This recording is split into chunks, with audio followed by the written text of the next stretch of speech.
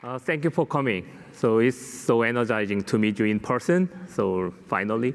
And I have to say that I'm really happy to see all the real faces, including my co-speaker. It is the first time to meet in person. So in this talk, we are going to talk about the new Spark 3.3 feature, the managing Straggler executor. So the focus is on executor. So I believe it is more important than task because the Straggler executor will generate many Straggler tasks during whole lifetime. So my name is Dongjun Hyun. I'm Apache Oak, the vice president, and Apache Spark PMC member and committer. Recently, my focus is Spark SQL and Kubernetes and cloud environment. And my co-speaker, Alex, will give you the introduction of this talk. OK. Hey, everyone. My name is Alex Holmes. I'm an engineer at Apple as well. In a prior life, I wrote a book called Hadoop in Practice many years ago. It doesn't sell quite as many copies as it used to back in the day. We've moved on since then. But I'm passionate about big data and Spark. And kind of recently, I've become a bit of a baker on the side. So that's kind of a passion as well now. So we're going to take you all on a little bit of a journey today. And our journey is going to start with a look at a Spark application that was having some performance issues. We're going to look at various things we tried to do to stabilize the Spark application. And along the way, we're going to introduce a couple of concepts called Straggler tasks and executors. And at the end, we're going to uncover a new Spark feature that we're really excited about called rolling executors. And it really helped us with our specific use case, and we hope it might help you too. So like I mentioned, our journey is going to start with a Spark streaming application. So this streaming application was running in production at a high volume. It was performing very common stream processing patterns. It was reading data from a queue, doing some data processing, and writing the results out to a downstream queue and a state store. So there's nothing rocket science about this application. It's pretty unremarkable. However, there was one thing that was notable about this job. It was suffering from a high scheduling delay.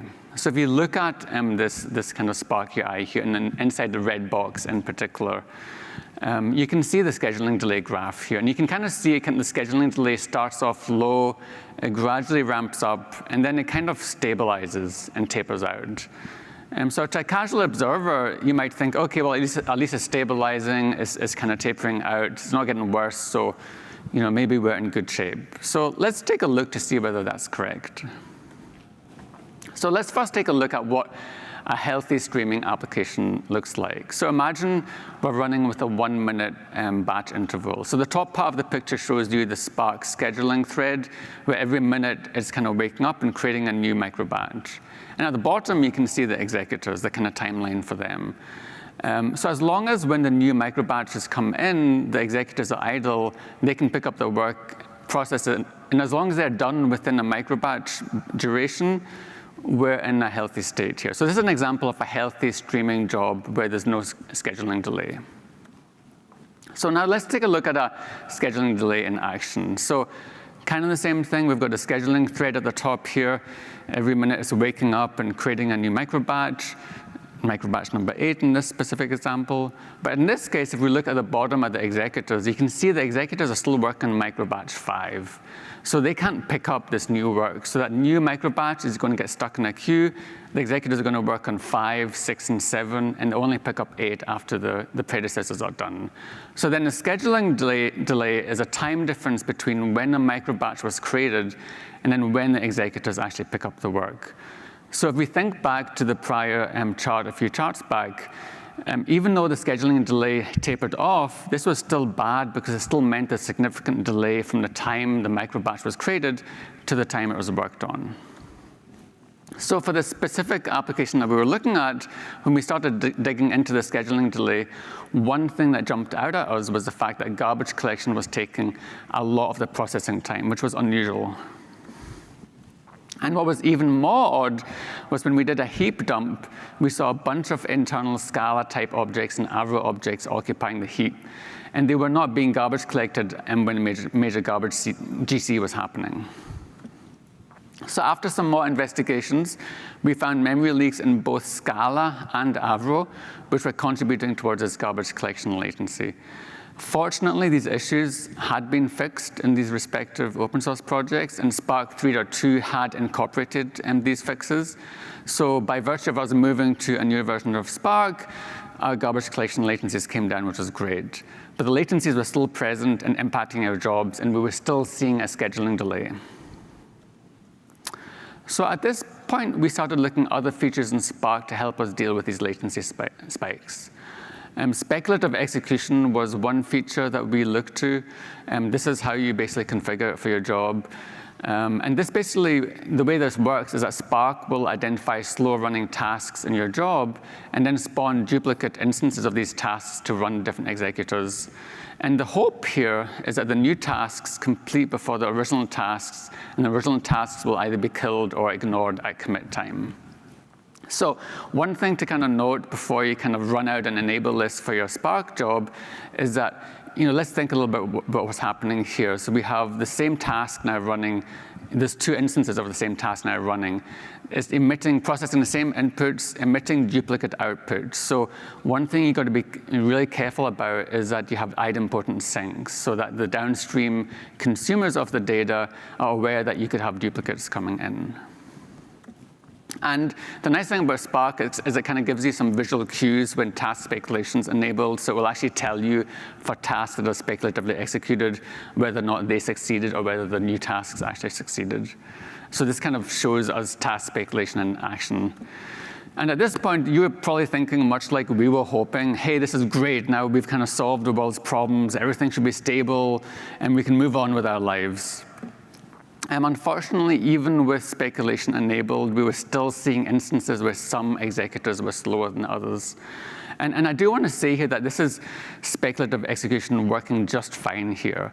But we need to realize that there's a latency cost to speculative execution, right? For Spark to know what the slow tasks are, by definition, needs to wait for the majority of tasks to finish in a stage. So that right there is additional latency which is adding to our application.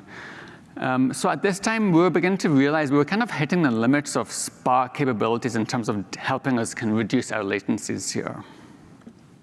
So Dongjun introduced a label for what we were observing called Straggler tasks and executors. So let's take a little bit more of a detailed look at what they mean. So we saw earlier these outlier tasks that were taking longer than others. This shows another example of this. So the first 4 tasks, they finished around about the same period of time. Task 5 takes a lot longer. So task 5 is a straggler task.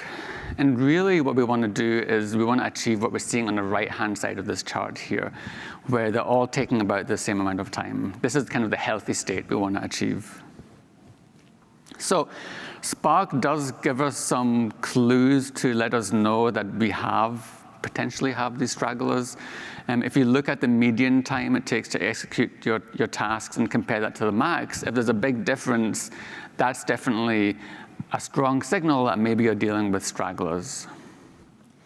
So you may be wondering, why do we have an entire talk about this? Why are we going on about this? Why would this impact you? So in reality, these straggler tasks indicate that we have inefficiencies in our processing, right? A straggler task will occupy a single core in a single executor and run for its entire duration. And by definition, as we saw in the kind of other charts, the other cores and the executors are just idle, are waiting for this straggler to complete. And this can spell disaster for any SLA jobs where we need work to predictably finish in a certain period of time. And much like we can have straggler tasks, we can also have straggler executors. And we actually did observe them in our Spark job as well when we were troubleshooting this. So this is what we call straggler executors. So straggler executors can actually be more serious than straggler tasks because they impact all tasks scheduled on the executor, as you can kind of see in this visual here. And Spark really hasn't had a good way of dealing with this scenario up until now. So I'm going to stop now and hand over the presentation to my esteemed colleague, Dongjun, over here, who's going to talk to you about how to handle and tackle these stragglers. Thank you for a nice introduction, Alex. So to find a good way to handle these problems, so we had better move one step backward and take a look at the root cause and how we did Apache Spark handle previously. So the first one makes Straggler. So the most typical the root cause, the then known root cause about the Straggler task or Straggler ejector are the skewed data or skewed processing, or sometimes environmental issue like the disk, and also application bug, including the user library, the bug, so already shown in our previous example. So when the root cause is deterministic and isolate in your Spark job, then and happen always, it usually does, and it's relatively easy. We can find it and we can fix it. So there was no problem about that. But the other issue, something like that, it may not be true always, because for the environmental issue, it is not isolated in your Spark job. And also some user business logic is depend on the some remote service outside your cluster. So it does not happen always. It sometimes happens, and so it is really difficult to find out the root cause. But there is some kind of paging or some kind of issue sporadically, and it happens. So, okay. So in this case, many Spark users just mitigate the situation and know that kind of situation and still feel anxious, but still survive with them. So that is the current many situations. So before Spark 3.3, there is general recommendation. So do the repartitioning the data. So because the data sometimes skew and sometimes large, and also rebalancing the processing. Sometimes it is not data. You are generating some kind of data from your task. So there was no input data, but your task is long. And if that is still insufficient, we move to another option. The speculative execution can be used. And additionally, you can enable the exclude on failure. If some of the executor is still trying to fail and try to getting the new task, in that case, you can exclude it. And also, sometimes you want to kill the excluded executor completely. So that is the way for the failure recovery. And in Kubernetes environment, also you may want to use the PADA anti-affinity. It is helpful to launch your executor across, spread out your executor across multiple nodes. So hopefully it minimizes the environmental issue because it is isolated in a single executor. However, we still need additional way because the existing options are limited. So the current limitation is like this. The previous options work very well for the sporadic task failure. So it is focusing on that situation. However, it does not handle the very slow and successful task because it is succeed in any way. And also, it does not care about the canceled task. When we enable the speculative execution, there is multiple attempt, and the late arrival is just ignored. But we don't care about that thing. We are just happy about the first successful task. So that kind of thing is still missing.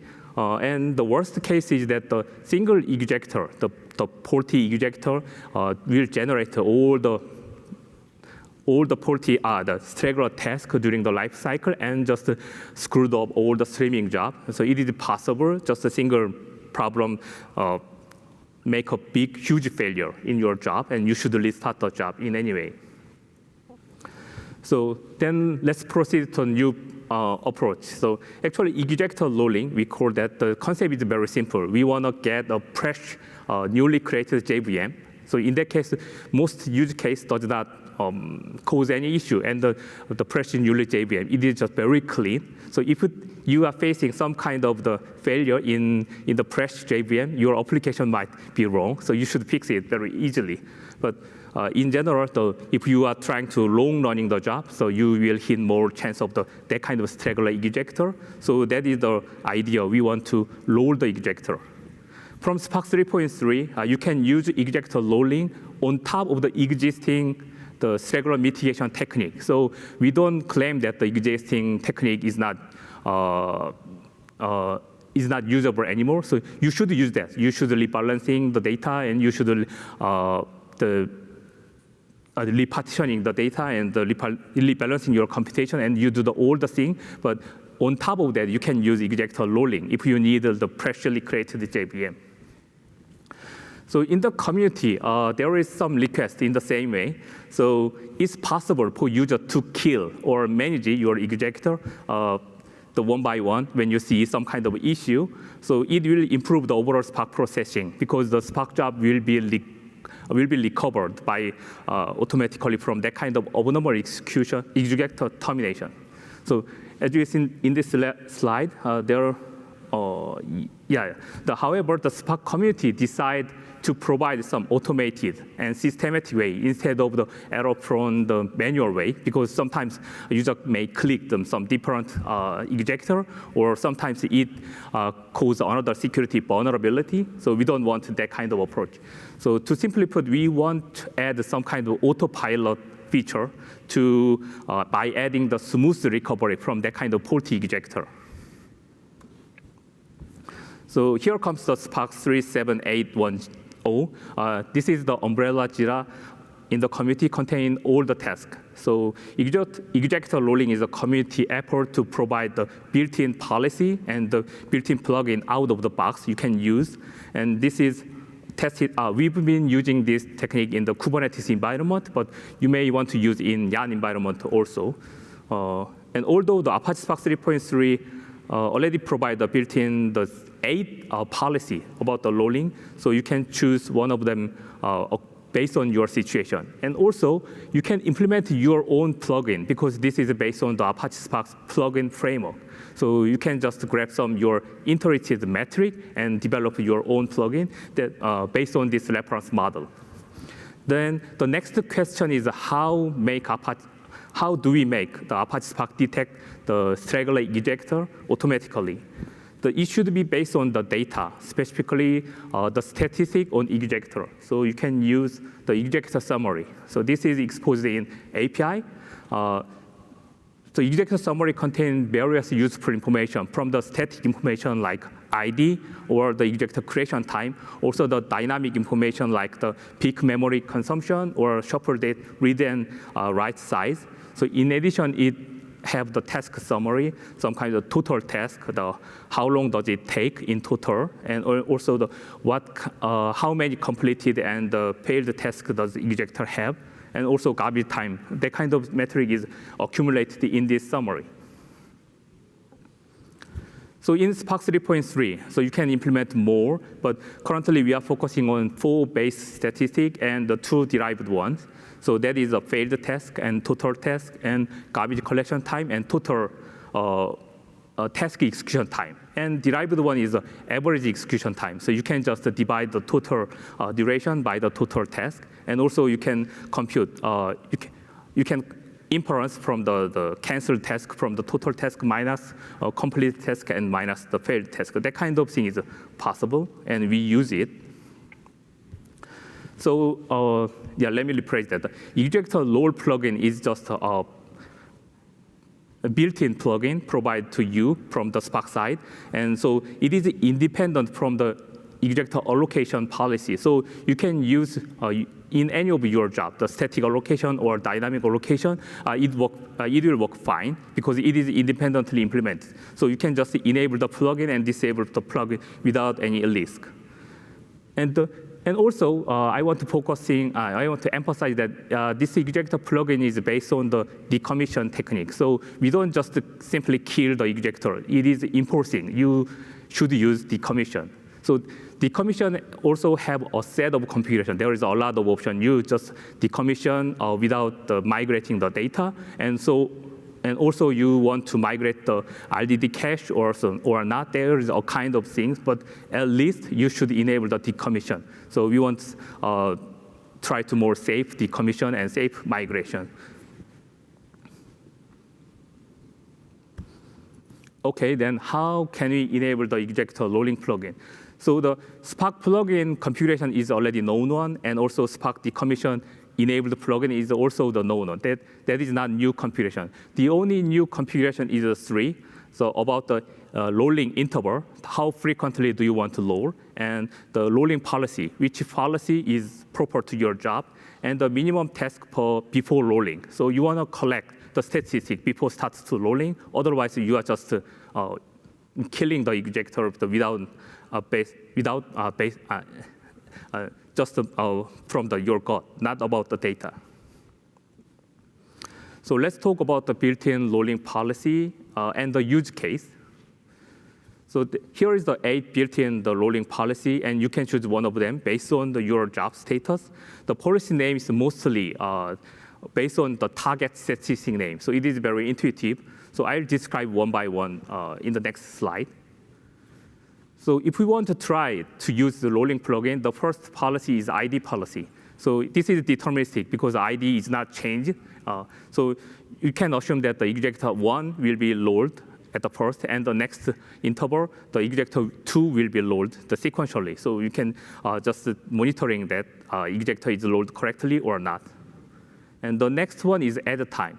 So add time is similar to ID because the sequential is mostly aligned, but there is some difference because when you submit the Spark job, the executor is created in a batch manner. So even though you submit the 10 executor at the same time, the executor creation time is not the same.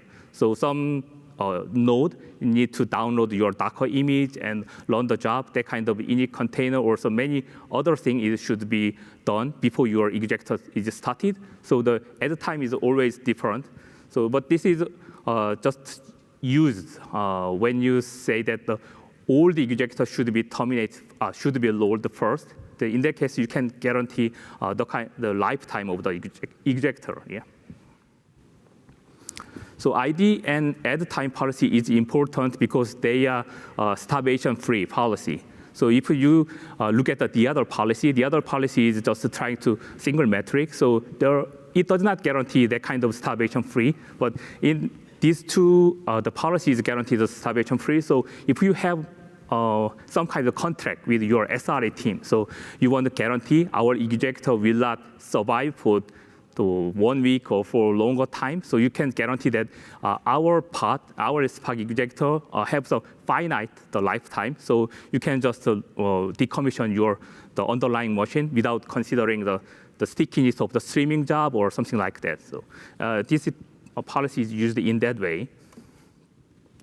The other important thing is a paired task. So it is work very similar way in the previous exclude on failure option. So exclude on failure option also try to target that kind of faulty executor based on the task failure statistic.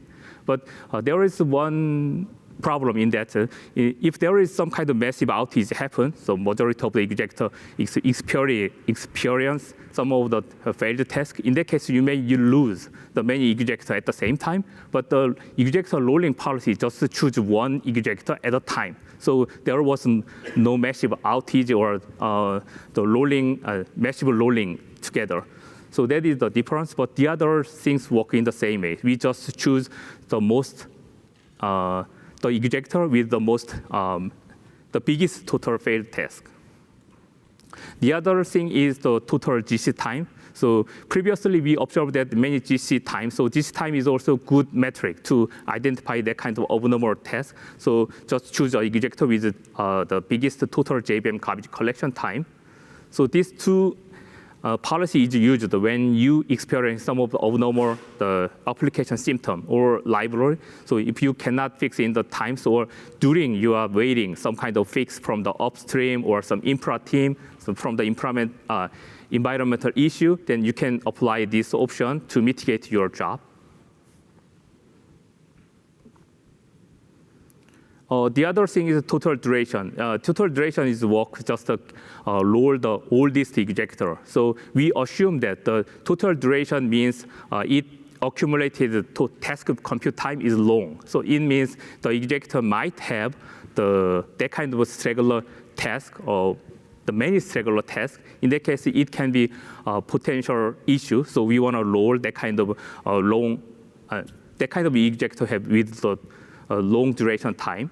But sometimes it is not fair. Sometimes you already start a new executor, but the new executor might happen to have that kind of issue, become a straggler executor. In that case, the other executor is already survived for a long time, so the total duration, the total task time is already higher. So it is that kind of the executor will hide the newly created straggler executor.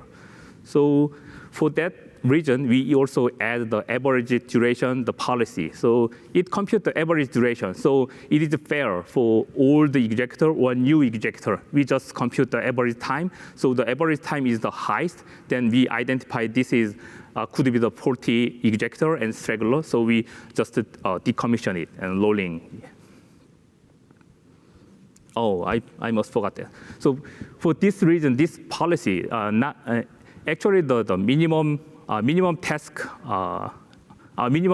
before rolling configuration is added for this policy because all the other policy is just using the accumulated value, but this one is average. So this policy is really required to collect some statistics before start rolling. So the minimum task per executor before rolling configuration should be used together for this specific policy. Yep. For the duration and average, total duration and average duration is useful, especially when I observed some kind of EKS misbehavior. So EKS is based on using EBS, and EBS have some kind of IOPS and the network bandwidth. If you consume all the bandwidth, then all the job on that EBS EC2 machine will degrade the performance and just halting the job. That kind of thing is happen. In that case, you can use this policy to avoid that situation and migrate your executor from that kind of EC2 machine to another EC2 machine. Yeah. So until now, we say that just focusing on one metric for the policy, but we don't want to care about that kind of policy. So in this case, you don't know about what kind of issue you have, but you want to enable this policy, then the outlier policy is the best one. So outlier policy considers all the dimensions. So previously, we introduced the average and total duration and GC time and fail test. Yeah, that kind of thing is considered in the single outlier policy. So we using just ephemeral rule of the 2 sigma rule. So you can assume that the metric can be some kind of normal distribution, and we define the outlier as just the edge of the bell curve, but we only using the one side of the bell curve. So it is the metric value minus mean value is greater than 2 sigma. In that case, we just define the outlier, and there is many ways to consider multiple dimensions in this metric, but we just consider the metric one by one. So the average duration first, we try to find the outlier, and the next, if there is no outlier, then we go to the next metric, the total duration, one by one. If there is no outlier exists in all the dimensions, we just fall back to total duration. So it means all this executor will be lowered. And another thing is that Alex also developed this one, the outlier with no fallback. So this is another good option if you want to introduce the executor rolling for the preventive approach, but you don't want to waste another resource for the healthy job. So all the previous executor rolling policy is definitely choose one and start to roll. So you don't want to that kind of waste. So for the healthy job, you don't want to waste creating another new executor. So in that case, this policy is a very good option. So because it works in the same way, the outlier policy, try to find the outlier. But if there is no outlier, it thinks that everything is healthy and just stay there. So there is no operation, no rolling happen. So it looks your job. If your job is healthy, it will work in the same way. There was no regression about enabling executor rolling policy.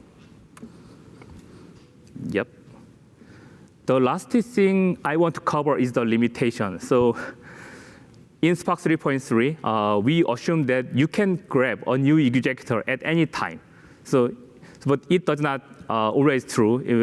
If you have some kind of EKS cluster or some YARN clusters have many jobs, they are competing the resource. So it means even you start to rolling the executor. You just decommission one thing, but you cannot get a new one. So it means you are losing executor one by one, and it will be just terminate without succeeding the job. So you should not use your executor rolling policy in that kind of competing namespace. You should have some kind of enough capacity about things.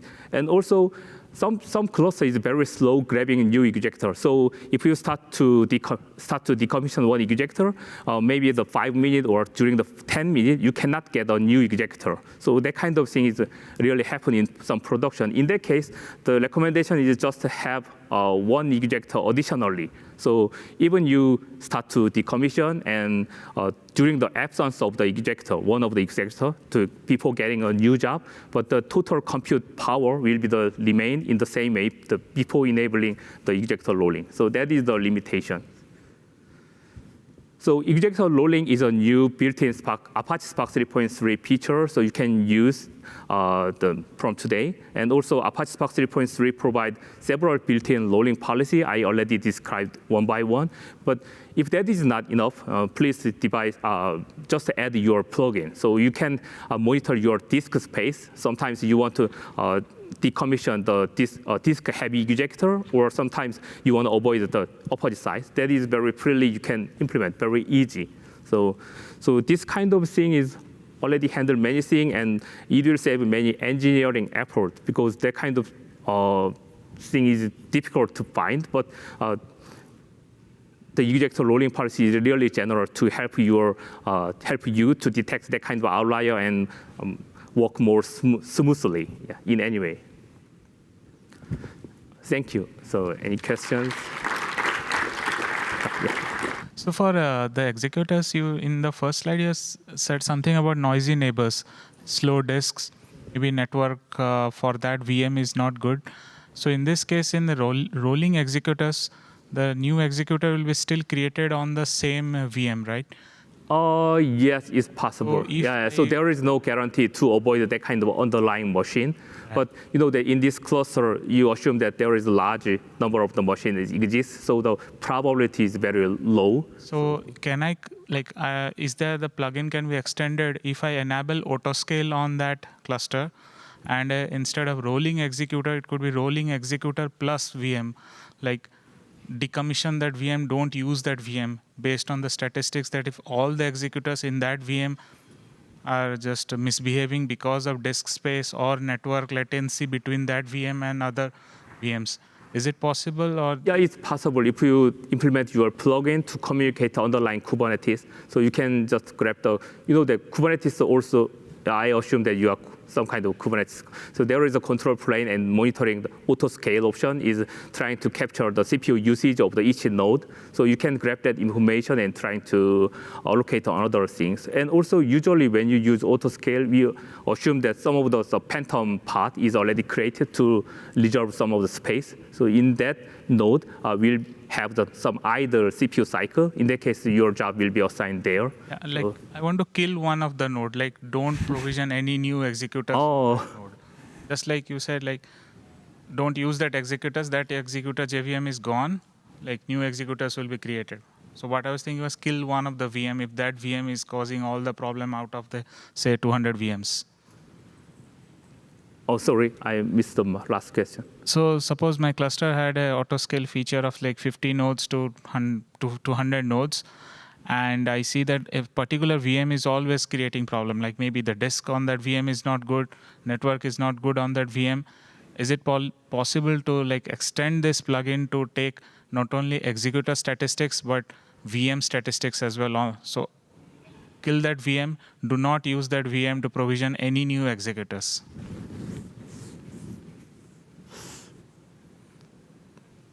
Oh, sorry, I'm not sure about that part. Yeah. Okay. Yeah. Maybe I'll connect with you after. Yeah. We can talk later after this meeting. All right. Unfortunately, our time is up. So thank you so much for the great session, Dongjun and Alex. All right. Thank you.